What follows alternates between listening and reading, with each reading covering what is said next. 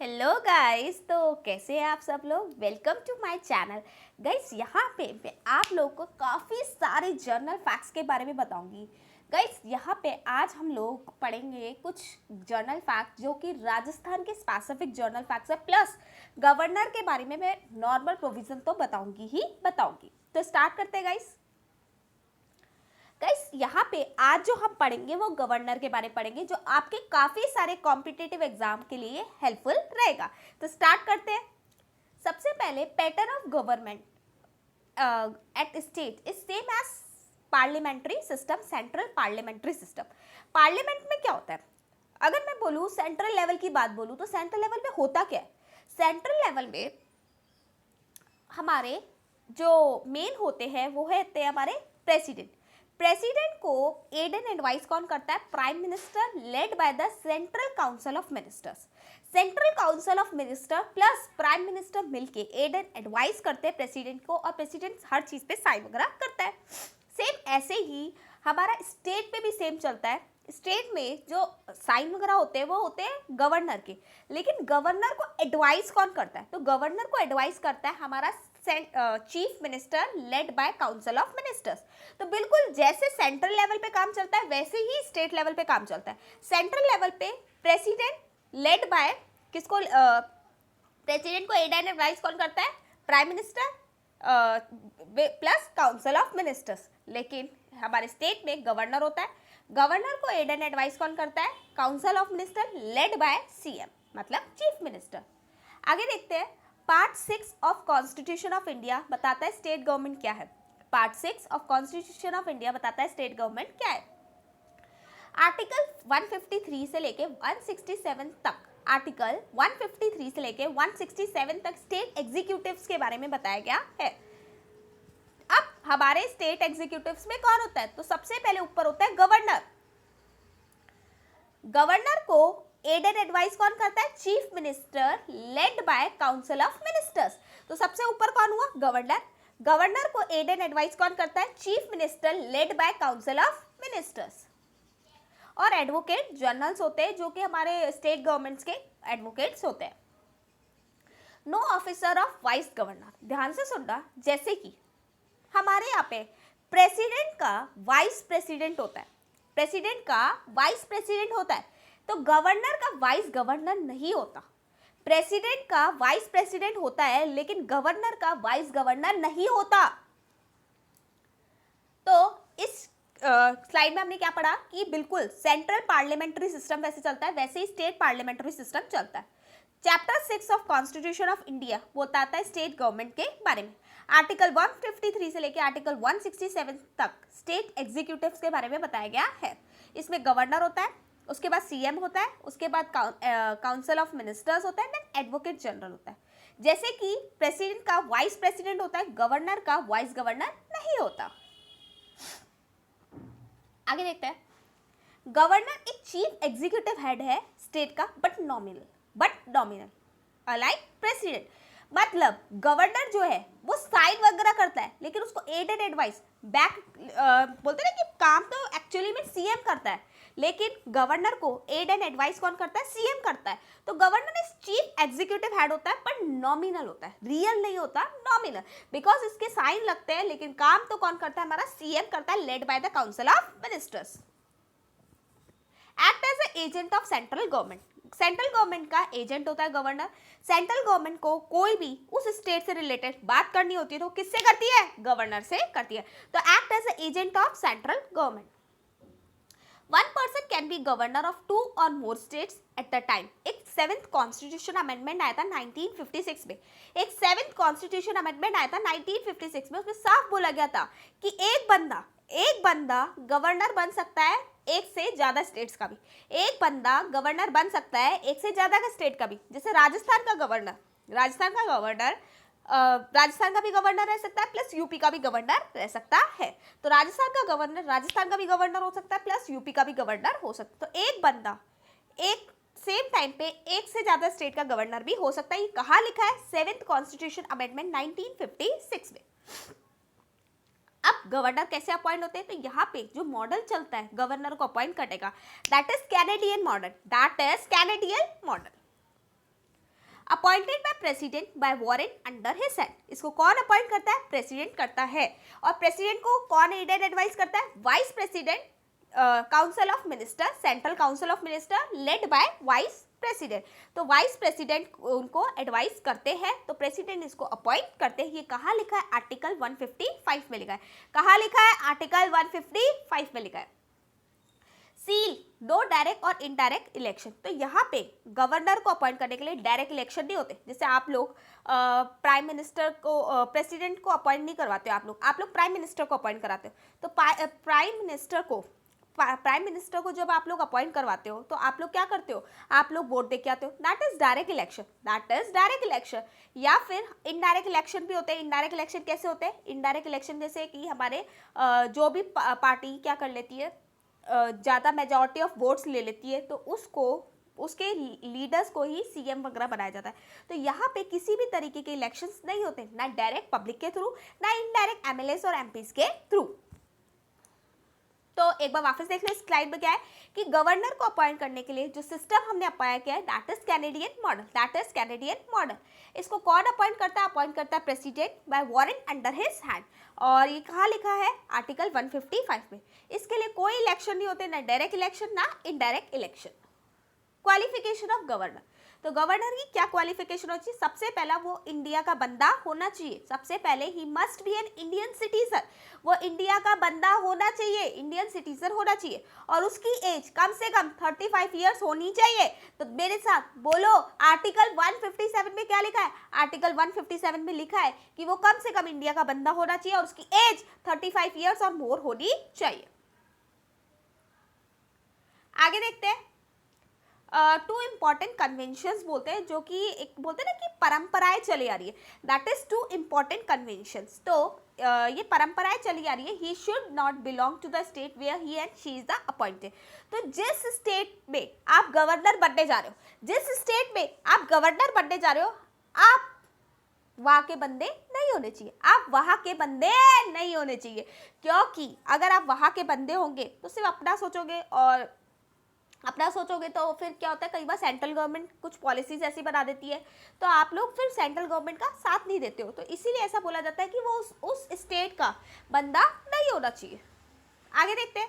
President is required to consent with the CM to consent state before governor appointed. तो जब भी किसी भी स्टेट का गवर्नर अपॉइंट किया जाता है, जब भी किसी भी स्टेट का गवर्नर अपॉइंट किया जाता है, तो उस गवर्नर को अपॉइंट करने से पहले प्रेसिडेंट अपॉइंट कौन करता है? प्रेसिडेंट करता है। अच्छा बता दो उसकी एज क्या होती है बच्चों? तो क्या होती है? 35 ईयर्स और मोर। अच्छा वो क्या इंडिया का बंदा होना चाहिए? बिल्कुल वो इंडिया का बंदा होना चाहिए। अच्छा, प्रेसिडेंट जब भी सीएम को गवर्नर को अपॉइंट करता है तो वो सीएम से पूछा जाता है, चीफ मिनिस्टर से कंसल्ट किया जाता है before appointment of a governor. याद रखना। तो पहला दो इंपॉर्टेंट कन्वेंशन है, वो उस स्टेट का बंदा नहीं होना चाहिए, क्योंकि कभी कभी सेंट्रल गवर्नमेंट को कुछ ऐसे डिसीजन लेने पड़ते हैं जो स्टेट के अगेंस्ट हो जाते हैं, तो वहां पे वो बंदा फिर साथ नहीं देगा। दूसरा, प्रेसिडेंट को अपॉइंट करने के लिए प्रेसिडेंट अपॉइंट करता है गवर्नर को, तो वो सीएम से एक बार कंसल्ट करता है। क्योंकि सीएम से इसलिए कंसल्ट करता है क्योंकि सीएम ही एक्चुअली में रियल हेड कौन होता है? रियल हेड तो सीएम होता है। काम कौन करता है? सारा सीएम करता है। तो जब सारा काम सीएम करता है, तो अगर गवर्नर और सीएम की बनेगी नहीं तो फिर काम कैसे होगा? इसीलिए उस स्टेट के सीएम से पूछा जाता है, पहले एक बार कंसल्ट किया जाता है before the appointment of governor. आगे देखते हैं। Condition of governor office, he should not be elected member of any house in parliament and state legislature। तो वो किसी भी हाउस का, पार्लियामेंट का हाउस मतलब मेंबर नहीं होना चाहिए, ना ही लोकसभा का ना ही राज्यसभा का। वो किसी भी हाउस का मेंबर नहीं होना चाहिए, ना तो लोकसभा का ना राज्यसभा का, ना स्टेट लेजिस्लेटिव असेंबली का ना स्टेट लेजिस्लेटिव काउंसिल का। तो वो किसी भी स्टेट के हाउसेस का मेंबर नहीं होना चाहिए, ना पार्लियामेंट में, पार्लियामेंट मतलब बोले तो लोकसभा और राज्यसभा, और स्टेट लेजिस्लेटिव बोले तो स्टेट लेजिस्लेटिव असेंबली और state legislative council. Should hold the office of profit, और यहाँ पे वो किसी भी, शुड नॉट होगा, एक्चुअली में ये नॉट होगा, ठीक है। तो वो ऐसा कोई भी ऑफिस ऑफ प्रॉफिट नहीं ले रहा हूँ, एक सेकेंड, ये शुड नॉट होगा। तो उसने ऐसा कोई भी काम नहीं कर रखा हो, मतलब कुछ भी गवर्नमेंट ऑफिस वगैरह में वो अपॉइंट नहीं हो, तो should not hold office of profit. उसके जो एलिमेंट्स होंगे, अलाउंसेस होगी, प्रिविलेजेस होगी, वो कौन डिसाइड करेगा? पार्लियामेंट। कौन डिसाइड करेगा? पार्लियामेंट, क्योंकि अपॉइंट किसने किया है? प्रेसिडेंट ने। तो डिसाइड भी कौन करेगा? पार्लियामेंट डिसाइड करेगा। सेम पर्सन गवर्नर बन सकता है, जो मैंने अभी आप लोगों को बताया कि आर्टिकल 7th कॉन्स्टिट्यूशन अमेंडमेंट आया था 1956 में। सेम पर्सन दो या दो से ज्यादा स्टेट्स का भी गवर्नर बन सकता है, या फिर दो या दो से ज्यादा स्टेट्स का भी गवर्नर बन सकता है। तो गवर्नर ऑफ 2 और मोर स्टेट। अगर ऐसा है कि एक पर्सन राजस्थान का भी गवर्नर है और यूपी का भी गवर्नर है, तो उसके अलाउंसेस कौन डिसाइड करेंगे? तो उसके अलाउंसेस दोनों के रेस्पेक्टिव स्टेट्स जो होंगे वो शेयर करेंगे। मतलब डिसाइड तो पार्लियामेंट करेगी, लेकिन जो मिलेंगे उसको एलिमेंट्स और अलाउंसेस या प्रिविलेजेस वो दोनों स्टेट मिलके देगी। क्लियर? तो मैंने क्या क्या पढ़ा है स्लाइड में वापस बता देती हूँ। सबसे पहला, वो बंदा मेंबर नहीं होना चाहिए। किसका? पार्लियामेंट का मेंबर नहीं होना चाहिए। पार्लियामेंट बोले तो लोकसभा और राज्यसभा, स्टेट लेजिस्लेटिव असेंबलीज का और स्टेट लेजिस्लेटिव काउंसिल का भी मेंबर नहीं होना चाहिए। Second point, should not hold profit office of profit. वो किसी भी गवर्नमेंट सर्वेंट में काम नहीं कर रहा हो, मतलब गवर्नमेंट जॉब वगैरह उसकी नहीं होनी चाहिए। थर्ड, एलिमेंट्स हो, अलाउंसेस हो, प्रिविलेजेस हो, वो कौन पे करेगा? उसको पार्लियामेंट पे करेगा। सेम पर्सन दो या दो से स्टेट से ज्यादा का गवर्नर बन सकता है। ये कहाँ लिखा है? 7th कॉन्स्टिट्यूशन अमेंडमेंट 1956 में लिखा है। और अगर एक बंदा एक से ज्यादा स्टेट का गवर्नर बन रहा है तो उसको जितनी भी सैलरी मिली है वो डिसाइड तो पार्लियामेंट करेगी, पर बांटेगा कौन? स्टेट्स बांटेंगे। आफ्टर अपॉइंटमेंट क्या होगा? अभी करंट सैलरी उसकी चल रही है गवर्नर की 3,50,000 रुपीज पर मंथ। तो गवर्नर की करंट सैलरी चल रही है 3,50,000 per month. Immune from legal liability of his official act. अगर कोई गवर्नर अपने ऑफिस को होल्ड करके कुछ काम करता है तो वो अपनी लीगल लायबिलिटी से इम्यून है। मतलब उस पर कोई भी क्रिमिनल केस नहीं लगेगा। अगर वो अपने ऑफिस में रह के कुछ काम करता है तो उस पर कोई भी क्रिमिनल केस नहीं लगेगा। Immune from legal liability of from his official acts. No criminal proceeding violate office. तो उसके खिलाफ कोई भी क्रिमिनल ऑफिस जो बोलते हैं ना प्रोसीडिंग नहीं चलने वाली। तो immune from legal liability from his official act, और कोई भी उसके खिलाफ क्रिमिनल प्रोसीडिंग नहीं चलने वाली है। आगे देखते हैं, कैन नॉट बी अरेस्टेड और इम्प्रिजनमेंट। ना तो उसको अरेस्ट किया जाता है ना इम्प्रिजनमेंट होती है। इम्प्रिजनमेंट मतलब जेल वेल नहीं होती है उसमें। Civil proceeding only after giving 2 month advance. देखो क्रिमिनल प्रोसीडिंग तो उसके पास होगी नहीं। क्रिमिनल प्रोसीडिंग में ना तो उसको अरेस्ट किया जाएगा ना उसको जेल होगी, लेकिन क्या उसके खिलाफ सिविल प्रोसीडिंग हो सकती है? तो सिविल हो सकती है, लेकिन कम से कम उसको 2 महीने का एडवांस नोटिस देना पड़ेगा। तो वापस बता देती हूँ भाई, इस स्लाइड में क्या पढ़ा है। करंट सैलरी जो गवर्नर की चल रही है वो है 3,50,000। वो इम्यून है अपनी लीगल लायबिलिटी से फ्रॉम हिज ऑफिशियल एक्ट। तो वो कोई भी ऑफिशियल एक्ट कर रहा है तो उसमें वो इम्यून है फ्रॉम हिज लीगल लायबिलिटी से। क्रिमिनल प्रोसीडिंग उसके खिलाफ नहीं होती है, उसको पकड़ा नहीं जाता, कैन नॉट बी अरेस्टेड या फिर इम्प्रिजन में, मतलब उसको जेल वेल नहीं होती है। तो नेक्स्ट पढ़ाया मैंने आप लोगों को, civil proceeding only after giving 2 month advance notice. अगर उसके खिलाफ सिविल प्रोसीडिंग करनी है तो कम से कम 2 महीने का एडवांस नोटिस देना पड़ेगा। आगे देखते हैं, oath on office of governor, article 159। Article 159 क्या बोलता है कि अगर कोई बंदा गवर्नर बनता है पहली बार जब वो ऑफिस में आता है तो उसको शपथ कौन दिलाता है? आर्टिकल 159 ये बोलता है कि बंदा जब गवर्नर बन रहा है तो उसको शपथ कौन दिलाता है? उसको ओथ कौन दिलाता है? तो administrated by chief justice of high court. कौन बताएगा? सीजे कौन है? Chief justice of high court of the state and in the absence senior most जज ऑफ हाई कोर्ट। और अगर सीजे नहीं हो तो कोई भी सीनियर मोस्ट जज ऑफ हाई कोर्ट उसको ओथ दिला सकता है। तो administrated by chief justice of high court of the state, और अगर वो नहीं है तो कोई भी जज of high court, senior most जज of high court. Next, term of office. तो गवर्नर कितने साल के लिए ऑफिस होल्ड करेगा? तो गवर्नर 5 साल के लिए ऑफिस होल्ड करेगा या फिर pleasure of president which ever is earlier. ठीक है, तो ये क्या है मैम, मुझे नहीं समझ में आया। जनरली गवर्नर 5 साल के लिए क्या करता है? ऑफिस होल्ड करता है। जनरली गवर्नर 5 साल के लिए ऑफिस होल्ड करता है, लेकिन प्लेजर ऑफ प्रेसिडेंट क्या बोलता है? प्लेजर ऑफ प्रेसिडेंट बोलता है कि अगर कोई गवर्नर को निकालना है तो उसको अपॉइंट किसने किया था? प्रेसिडेंट। तो प्रेसिडेंट चाहे तो उसको निकाल सकता है, लेकिन उसको वैलिड रीजन बताना पड़ेगा, विच एवर इज अर्लियर बोला मैंने, मतलब 5 साल। और अगर मान लो प्रेसिडेंट को 4 साल बाद लगता है कि ये बंदा सही नहीं है, गवर्नर नहीं बनने के लायक है, तो विच एवर इज अर्लियर, क्योंकि उसको अपॉइंट किसने किया है? प्रेसिडेंट ने। तो निकालेगा भी कोई? President. Dismissal without valid reason is not permitted, लेकिन निकालने से पहले एक बार वैलिड रीजन बताना चाहिए, तो वो बताया जाएगा। तो dismissal without valid reason is not permitted. Can resign by addressing letter to president, क्या गवर्नर खुद अपने ऑफिस को छोड़ सकता है? यस, बिल्कुल छोड़ सकता है। तो कैसे छोड़ेगा?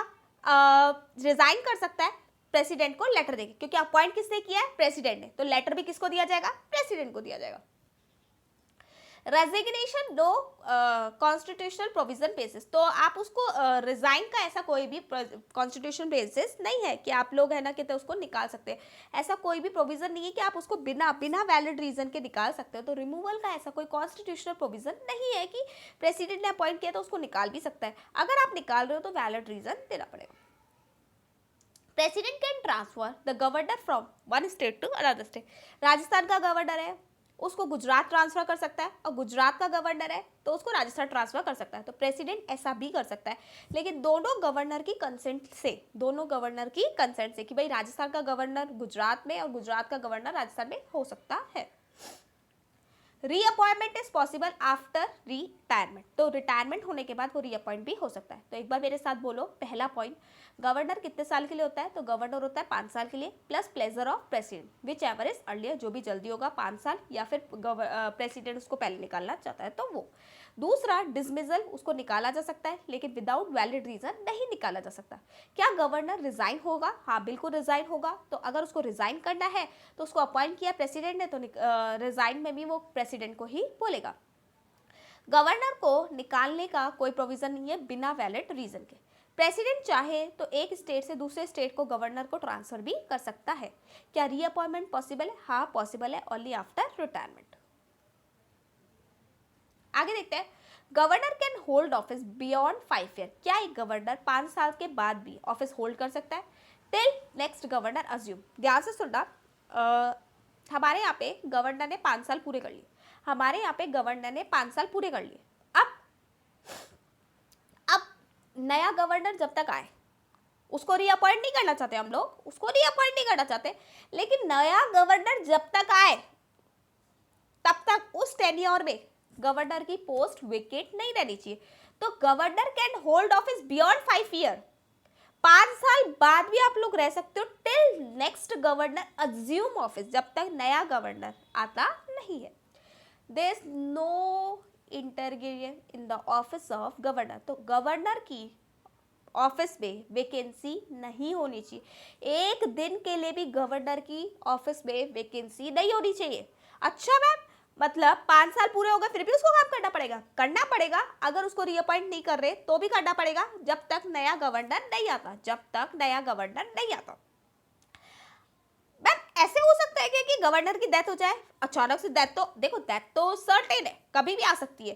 तो आप मुझे बताओ, अचानक से अगर गवर्नर की डेथ हो जाए फिर तो ऑफिस वेकेट हो जाएगा। तो अगर गवर्नर की डेथ हो जाती है तो chief justice of high court will state act as a governor, तो तब तक सीजे हमारा जो है वो गवर्नर की पोस्ट पे काम करेगा। तो वापस बताओ, गवर्नर ऑफिस होल्ड कर सकता है 5 साल के बाद भी, till next governor assume office, जब तक नहीं आता।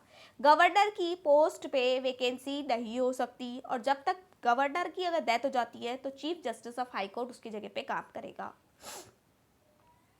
पावर्स ऑफ गवर्नर, तो पावर्स ऑफ गवर्नर मैं आप लोग को यहाँ से पढ़ाऊंगी। सबसे पहले प्रोहिबिटरी पावर, प्रोहिबिटरी का मतलब होता है कि ये काम तो गवर्नर कर ही नहीं सकता। सबसे पहले प्रोहिबिटरी पावर, प्रोहिबिटरी का मतलब होता है ये काम तो गवर्नर कर ही नहीं सकता। तो पहला डिप्लोमेटिक बोले तो इंटरनेशनल रिलेशन से, तो इंटरनेशनल से हमारे कैसे रिलेशन है, कैसा ग्लोबलाइजेशन रखना चाहिए, ये कौन डिसाइड करता है? ये सब डिसाइड करता है हमारा प्रेसिडेंट। कौन डिसाइड करता है? प्रेसिडेंट। तो हम लोग यहाँ पे गवर्नर का काम नहीं है। मिलिट्री से रिलेटेड जो भी काम होते हैं वो सब कौन देखता है? प्रेसिडेंट देखता है। इमरजेंसी जो लगती है आर्टिकल 352, 356 और 360 में, तो वो भी कौन डिसाइड करता है? गवर्नर डिसाइड नहीं करता, वो कौन डिसाइड करता है? हमारा प्रेसिडेंट। और ऐसे कोई पावर जो कि सिर्फ प्रेसिडेंट के पास अवेलेबल, तो 4 तरीके के पावर है जो गवर्नर के पास है ही नहीं, प्रोहिबिटरी है, ध्यान से देखो, प्रोहिबिटरी पहला डिप्लोमेटिक बोले तो इंटरनेशनल रिलेशन इसके, दूसरा मिलिट्री आर्मी से रिलेटेड, इमरजेंसी पावर 352, 356 और 360, और लाइक पावर मतलब ओनली अवेलेबल टू प्रेसिडेंट। आगे देखते हैं एग्जीक्यूटिव पावर। एग्जीक्यूटिव बोले तो ma'am day to day power, जो डे टू डे हम लोग काम कर रहे हैं दैट इज एग्जीक्यूटिव। तो एग्जीक्यूटिव पावर क्या है?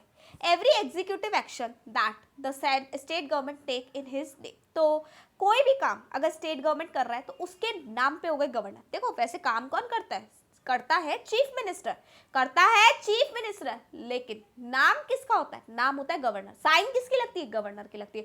तो every executive action that the state government takes in his और हर नेम। नेक्स्ट, सीएम और काउंसिल मतलब चीफ मिनिस्टर और काउंसिल ऑफ मिनिस्टर को कौन अपॉइंट करता है? गवर्नर अपॉइंट करता है। तो चीफ मिनिस्टर बोले या काउंसिल ऑफ मिनिस्टर्स बोले तो उनको अपॉइंट कौन करता है? गवर्नर अपॉइंट करता है। नेक्स्ट, एडवोकेट जनरल को की सैलरी कौन डिटरमाइन करता है? गवर्नर डिसाइड करता है। वापस सुन लो, देखो सीएम और काउंसिल ऑफ मिनिस्टर्स को अपॉइंट कौन करता है? गवर्नर। सीएम और काउंसिल ऑफ मिनिस्टर को अपॉइंट कौन करता है? गवर्नर। लेकिन advocate general of state determine there remuneration. यहाँ पे समझ में आ गया होगा आप लोगों को। तो सारे एग्जीक्यूटिव एक्शन जो स्टेट गवर्नमेंट लेती है वो किसके नाम पे लेती है? गवर्नर के नाम पे लेती है। सीएम और काउंसिल ऑफ मिनिस्टर्स को कौन अपॉइंट करता है? Governor. Advocate general, generally advocate general MLAs होते हैं। 1 सेकेंड।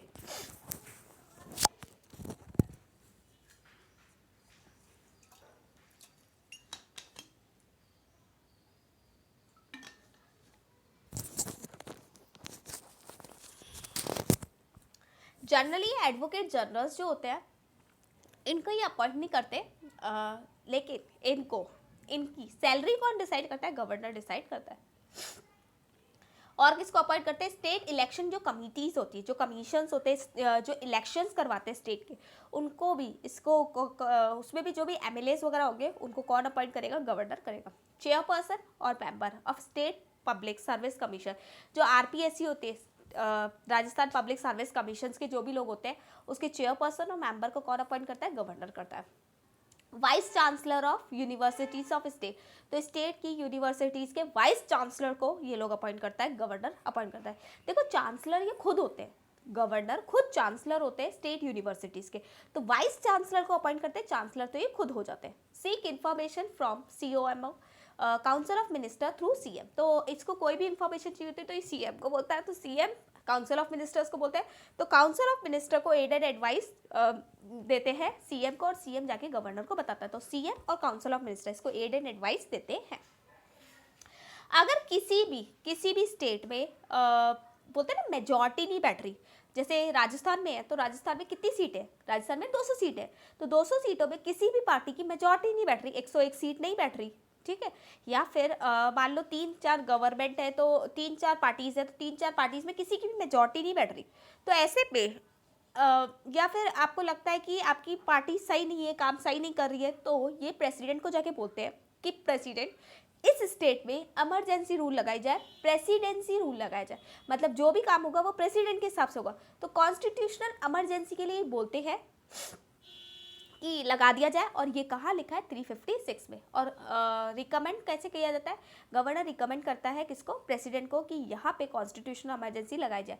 तो मेरी बात ध्यान से सुनना, रिकमेंडेशन होता है आर्टिकल 365 में, आर्टिकल 365 में रिकमेंड करता है, और लगाई कहाँ जाती है? आर्टिकल 356 में। आर्टिकल 365 में रिकमेंडेशन होता है और आर्टिकल 356 में लगा दी जाती है कॉन्स्टिट्यूशनल इमरजेंसी। एक बार वापस देख लो इसको, तो किस किस को और अपॉइंट करते हैं? स्टेट इलेक्शन कमीशन को अपॉइंट किया जाता है, chairman and member of state public service commission, vice chancellor of the university, chancellor तो ये खुद बन जाते हैं। अच्छा, वाइस चांसलर भी किसके? स्टेट यूनिवर्सिटीज के, सेंट्रल के नहीं, क्योंकि सेंट्रल के लेवल पे सारा काम कौन करेगा? प्रेसिडेंट करेगा। इंफॉर्मेशन लेंगे council of minister through CM, emergency लगती है 356 में, और रिकमेंडेशन होती है 365 में। तो 365 में रिकमेंडेशन होती है और 356 में इमरजेंसी लग जाती है, जिसको प्रेसिडेंसी रूल भी बोला जाता है। नॉट अपॉइंट, किसको अपॉइंट नहीं किया जाता है? Chancellor of the university. मैंने आप लोगों को बता दिया, क्योंकि चांसलर ये खुद ही होते हैं। Next, chancellor of the university है सेंट्रल, तो सेंट्रल लेवल पे चांसलर कौन होते हैं? प्रेसिडेंट खुद होते हैं, तो प्रेसिडेंट होते हैं चांसलर सेंट्रल यूनिवर्सिटीज के, गवर्नर चांसलर होते हैं स्टेट यूनिवर्सिटी। और vice chancellor of the university, तो वाइस चांसलर कौन अपॉइंट करता है? वाइस चांसलर करता है प्रेसिडेंट। तो याद रखना है स्टेट में वाइस चांसलर कौन अपॉइंट करता है? प्रेसिडेंट। और चांसलर तो खुद ही हो जाते हैं वो लोग, सेंट्रल यूनिवर्सिटी के प्रेसिडेंट, और स्टेट यूनिवर्सिटी के चांसलर कौन होते हैं? गवर्नर होते हैं। आगे देखते हैं लेजिस्लेटिव पावर। यहाँ पे हमारी एग्जीक्यूटिव पावर्स कंप्लीट होती है। अब आते हैं लेजिस्लेटिव पावर, आर्टिकल 174। तो आर्टिकल 174 क्या बोलता है? Can summon and provoke the state legislative dissolve state legislative assembly. अगर इसको लगता है कि स्टेट लेजिस्लेटिव असेंबली में मेजॉरिटी नहीं है, इसको लगता है कि कोई भी पार्टी ढंग से काम नहीं कर रही है, तो ये क्या कर सकता है? डिसॉल्व करवा सकता है उस पार्टी को, लेकिन कंडीशन उसके पास मेजॉरिटी नहीं होनी चाहिए। अगर मेजॉरिटी है तो नहीं करवा पाएगा, मेजॉरिटी नहीं होनी चाहिए। आगे देखते हैं, can address the state legislative first session जो होता है ना, फर्स्ट सेशन हर साल पार्लियामेंट का जो फर्स्ट सेशन होता है उसको कौन एड्रेस करता है? गवर्नर करता है। तो फर्स्ट सेशन एवरी ईयर जो भी होता है, देखो पहला आफ्टर ईच जनरल असेंबली, जैसे हर 5 साल में इलेक्शन होते हैं, तो इलेक्शन के बाद जो पहला सेशन होता है उसको भी गवर्नर एड्रेस करता है, प्लस हर साल जो पहला सेशन होता है उसको भी गवर्नर एड्रेस करता है। वापस बता देती हूँ, 5 साल बाद हर 5 साल में जो इलेक्शंस होते हैं उसको एड्रेस कौन करता है? गवर्नर करता है। और हर साल जो इलेक्शंस होते हैं उसको भी कौन एड्रेस कर रहा है? गवर्नर कर रहा है।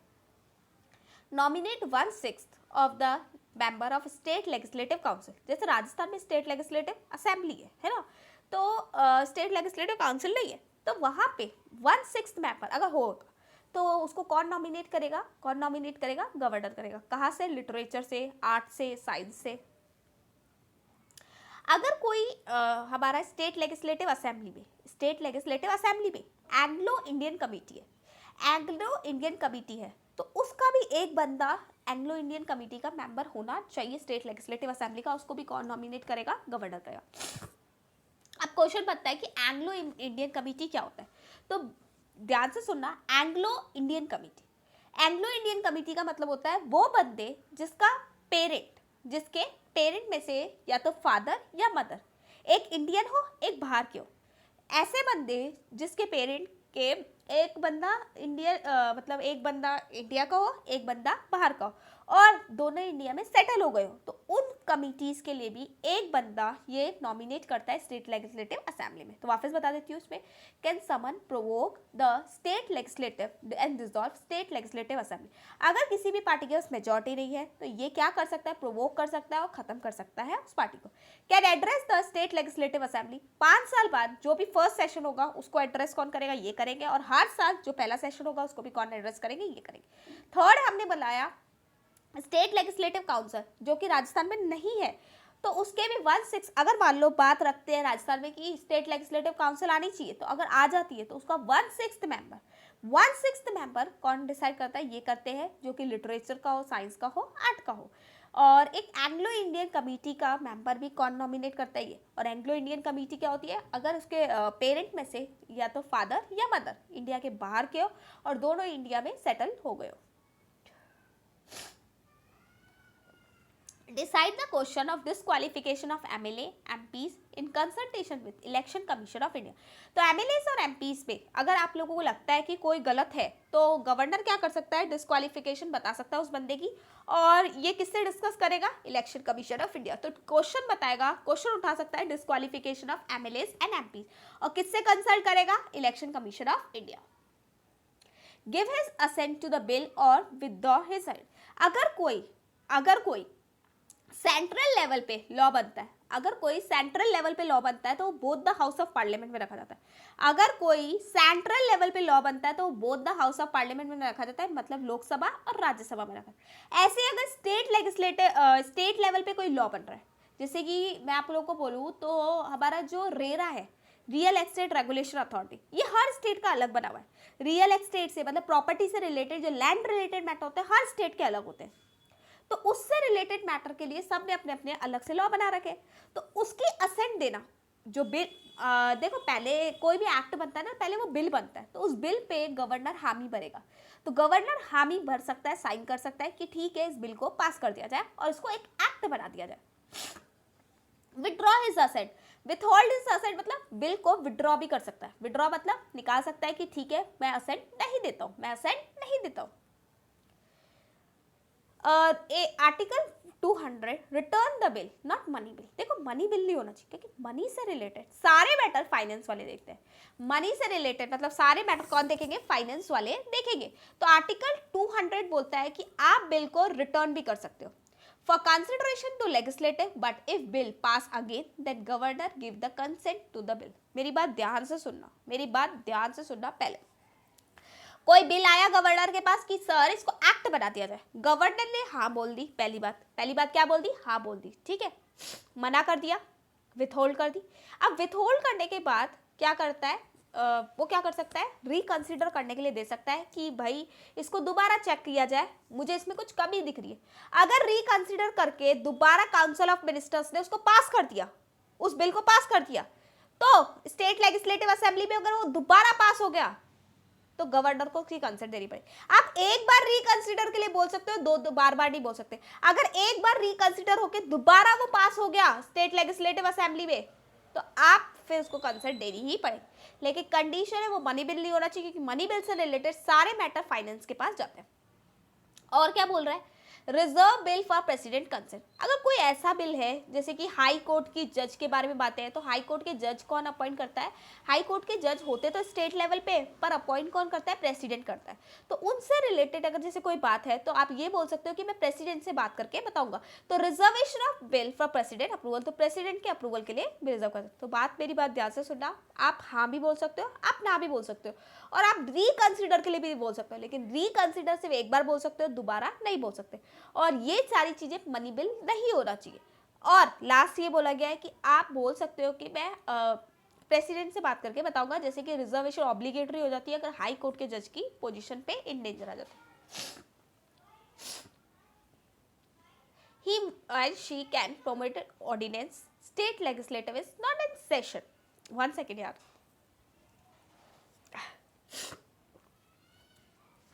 हाँ, he and she can promulgate ordinance. State legislative is not in session. मतलब ध्यान से सुनना, गवर्नर के पास एक पावर होता है कि अगर किसी हाउसेस में किसी भी पार्टी का मेजॉरिटी नहीं बैठता, तो उसके पास एक पावर होता है ऑर्डिनेंस पास करने का, और वो किसी भी बंदे को क्या बना सकता है, सीएम बना सकता है। वापस सुनो, गवर्नर के पास एक पावर होता है कि अगर स्टेट में किसी भी पार्टी के पास मेजॉरिटी नहीं है तो वो ऑर्डिनेंस पास करके किसी भी बंदे को सीएम बना सकता है। लेकिन कंडीशन है कि उस बंदे को कुछ टाइम में, जैसे टाइम होता है 5 to 6 मंथ, तो वो से 6 महीनों में उसको वो मेजॉरिटी प्रूफ करनी पड़ेगी। जैसे अभी मैं बताऊँ तो महाराष्ट्र में ऐसा केस हुआ था कि किसी भी पार्टी के पास पावर नहीं थी, तो उस उधर के गवर्नर ने शिव शक्ति सेना को क्या बना दिया था, गवर्नर बना दिया था। अब वहाँ पे बना दिया, लेकिन फिर वो प्रूफ नहीं कर पाए, फिर उदय ठाकुर जो है वो वापस आ गए थे। तो वापस बता रही हूँ कि किसी भी स्टेट के गवर्नर के पास ये पावर होती है कि अगर कोई भी पार्टी मेजॉरिटी प्रूफ नहीं कर पाए तो उसको किसी भी बंदे को सीएम बना सकता है। लेकिन उस सीएम को क्या करना पड़ेगा, अपनी मेजॉरिटी प्रूफ करनी पड़ेगी बनने के बाद। अगर नहीं प्रूफ करता तो उसको वेकेट करना पड़ेगा ऑफिस। ये लिखा है आर्टिकल 213 में। He and she lay reports state finance commission, state public service commission और controller auditor general of India, जिसको सीएजी बोला जाता है, बिफोर द हाउस।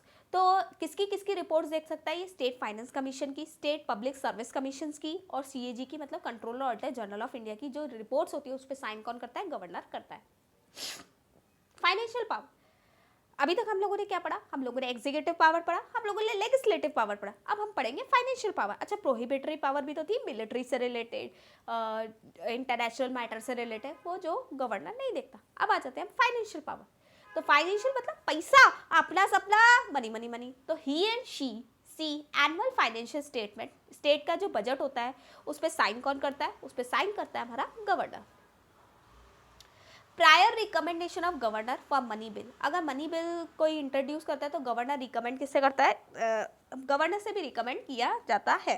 तो गवर्नर से भी रिकमेंड किया जाता है, prior recommendation of governor for money bill introduction. Demand for grant, अगर गवर्नर को पैसे चाहिए मतलब मान लो स्टेट पे किसी को भी पैसे चाहिए, सीएम को पैसे चाहिए, तो उसकी भी साइन, उसकी भी रिकमेंडेशन किससे पूछी जाती है? गवर्नर से पूछी जाती है। तो डिमांड फॉर ग्रांट भी गवर्नर से पूछा जाता है। He make advance out of contingency fund unforeseen expenditure. मान लो किसी स्टेट में अर्थक्वेक आ गया, फ्लड आ गई, ऐसे अनफोर्सिन कंडीशन हो गई, या फिर जैसे कोविड का टाइम आ गया था तो हमें पैसे की जरूरत थी, तो एकदम से सीएम पैसा निकाल सकता है कंटीजेंसी फंड से, लेकिन बाद में वो क्या कर देगा? गवर्नर की साइन ले लेगा। तो अगर मान लो एकदम से इमरजेंसी आ जाती है तो गवर्नर पैसा निकाल के दे देता है कंटीजेंसी फंड से। एवरी 5 ईयर में स्टेट फाइनेंस कमीशन फाइनेंस बिठाता है पंचायत और म्यूनसिपैलिटी की कितना कितना खर्चा होगा। तो वापस देख लो फाइनेंशियल पावर, वो एनुअल फाइनेंशियल स्टेटमेंट साइन करेगा, मतलब स्टेट के जो बजट्स होते हैं उसमें कौन साइन करेगा? गवर्नर करेगा। कोई भी मनी बिल इंट्रोड्यूस होगा तो गवर्नर से पूछा जाएगा। अगर डिमांड फॉर ग्रांट मतलब अगर कोई भी पैसा चाहिए होता है सीएम को, काउंसिल ऑफ मिनिस्टर्स को, स्टेट के लिए, तो गवर्नर से पूछा जाता है। नेक्स्ट हमने देखा कि गवर्नर क्या करेगा? अगर कोई अनफोर्सिन कंडीशन होती है तो कंटीजेंसी फंड से पैसा निकाल के दे देगा, फिर बाद में वो पास करा देगा बिल। और हर 5 साल में क्या करेगा? पंचायत और म्यूनसिपैलिटीज के रिपोर्ट्स को देखेगा। अब आ जाता है जुडिशियल पावर। यहाँ पे गवर्नर का बहुत अच्छा पावर हो जाता है। हम बोलते हैं कि गवर्नर कुछ नहीं साइन करता है, वो एक रबड़ स्टैंप है जिसको सीएम जहां चाहे वहां लगा सकता है। अब यहाँ पे आप देखोगे कि गवर्नर एक रबड़ स्टैंप नहीं है, उसको जो उठा के सीएम जहां लगाए वो ऐसा नहीं हो सकता, उसकी खुद की भी कुछ पावर्स है। तो देखो जुडिशियल पावर, पहले मैंने आप लोगों को प्रोहिबिटरी पढ़ाई, फिर मैंने एग्जीक्यूटिव पढ़ाई, देन लेजिस्लेटिव, लास्ट जो आपने पढ़ी फाइनेंशियल पावर, देन अब जुडिशियरी पावर। तो जुडिशियल पावर क्या बोलता है? He and she can grant pardons, reprieve, respite, remission of punishment, suspend, remit, commute the sentence of any person comment.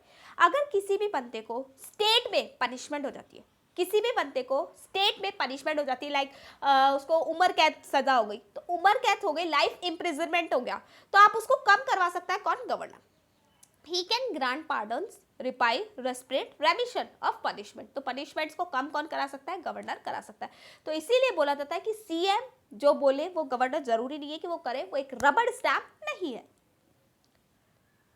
President consult करेगा governor से अपॉइंटमेंट ऑफ जज of state high court. मैंने बोला था state high courts का appointment कौन करता है? President.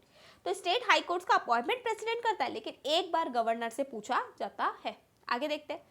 Make appointment, posting, position of district जज in consultation with state high. तो जितने भी डिस्ट्रिक्ट जज होते हैं, देखो हाई कोर्ट का तो अपॉइंटमेंट कौन हो गया? हाई कोर्ट का अपॉइंटमेंट करेगा प्रेसिडेंट। किससे पूछ के? गवर्नर से। लेकिन डिस्ट्रिक्ट जज का अपॉइंटमेंट कौन करेगा? खुद गवर्नर करेगा। डिस्ट्रिक्ट जज का अपॉइंटमेंट खुद गवर्नर करेगा, और वो किससे पूछेगा? स्टेट हाई कोर्ट से पूछेगा। Appoint position to judicial service of state other than district जज in consultation with high court. तो और भी पर्सन को अपॉइंट ये कर सकता है, जैसे आरएएस, आरपीएस, इनका भी अपॉइंटमेंट कौन करता है? गवर्नर करता है। तो वापस देखते हैं कि वो किसी भी बंदे को सजा हो गई तो उसको रिप्राई कर सकता है, रिमीट कर सकता है, रेस्प्रेट कर सकता है, मतलब कम कर सकता है। दूसरा हमने देखा कि किसी भी हाई कोर्ट के जज का अपॉइंटमेंट होता है तो अपॉइंटमेंट तो प्रेसिडेंट करता है, लेकिन कंसेंट करता है वो गवर्नर से। थर्ड हमने देखा डिस्ट्रिक्ट जज का अपॉइंटमेंट कौन करता है? खुद गवर्नर करता है। और जो जुडिशियल मेंबर्स होते हैं आरपीएस, आईपीएस, तो वो भी उनका भी अपॉइंटमेंट कौन कर रहा है? वो गवर्नर कर रहा है, आरएएस वगैरह, आरजीएस। अब आ जाता है डिस्क्रिशनरी पावर। कुछ पावर गवर्नर की खुद की होती है डिस्क्रिशनरी। तो डिस्क्रिशनरी पावर बोल सकता है can dissolve the legislative assembly. अगर कोई नो कॉन्फिडेंस वोट नहीं आया, मतलब किसी भी पार्टी के पास मेजॉरिटी नहीं आई, तो गवर्नर उस लेजिस्लेटिव असेंबली को डिसॉल्व कर सकता है, उस पार्टी को डिसॉल्व कर सकता है। Can recommend the president. President को क्या बोल सकता है कि भाई यहाँ पे पार्टी काम ढंग से नहीं कर रही, या फिर कॉन्स्टिट्यूशनल मशीनरी है नहीं, तो आप क्या लगा दो? प्रेसिडेंट रूल लगा दो। तो प्रेसिडेंट रूल लगाने के लिए जो रिकमेंडेशन जाती है वो 365 में जाती है, और लगती कब है? 356 में। वापस बता रही हूँ, अगर कोई भी पार्टीज की मेजॉरिटी नहीं है, कॉन्स्टिट्यूशनल फेलियर हो गया है, तो गवर्नर क्या करेगा? स्टेट लेजिस्लेटिव असेंबली को बंद कर देगा और प्रेसिडेंट को बोलेगा कि आप आर्टिकल 356 लगा दो, और इसकी रिकमेंडेशन आती है 365 में। Reserve bill for president assent. आपके पास कोई भी बिल आया तो आप बोल सकते हो कि प्रेसिडेंट से पूछ के बताऊंगा। If no political party has majority in legislative he can appoint anybody as CM. तो अगर मेजॉरिटी नहीं है किसी पार्टी की बात, तो आप किसी भी बंदे को सीएम पास कर सकते हो, जिसको मैंने अभी आप लोगों को बताया था। ऑर्डिनेंस होता है गवर्नर के पास कि अगर कोई भी पार्टी के पास मेजॉरिटी नहीं है तो कोई भी बंदे को आप सीएम बना सकते हो, लेकिन उसको फिर मेजॉरिटी प्रूव करनी पड़ती है अप्रॉक्स 6 मंथ्स में। गवर्नर ऑफ राजस्थान, अब हम लोग राजस्थान स्पेसिफिक की बात करेंगे। तो हमारे जो पहले गवर्नर थे, जैसे पहले क्या होता था, राजस्थान को ग्रेड बी की कैटेगरी में रखा जाता है। क्या रखा जाता है? ग्रेड बी की कैटेगरी में रखा जाता है। तो उस टाइम पे राज प्रमुख हुआ करते थे, उस टाइम पे राज प्रमुख हुआ करते थे, वो कौन है? महाराजा मानसिंह सेकंड। कौन है? महाराजा मानसिंह सेकंड। तो राज प्रमुख हुआ करते थे, राजस्थान को ग्रेड बी की कैटेगरी में रखा गया था। उसके बाद जब पहली बार गवर्नर बनने की बात आई तो 1956 से लेकर 1962 से गुरुमुख निहाल सिंह राजस्थान के गवर्नर रहे। करंट हमारे गवर्नर जो है वो है कलराज मिश्र। कौन है? कलराज मिश्र। ठीक है, तो राजस्थान के स्पेसिफिक पहले राज प्रमुख होते थे, महाराजा मानसिंह सेकंड थे, फिर गुरुमुख निहाल सिंह बने पहले गवर्नर, और फिर अब कौन है? कलराज मिश्र।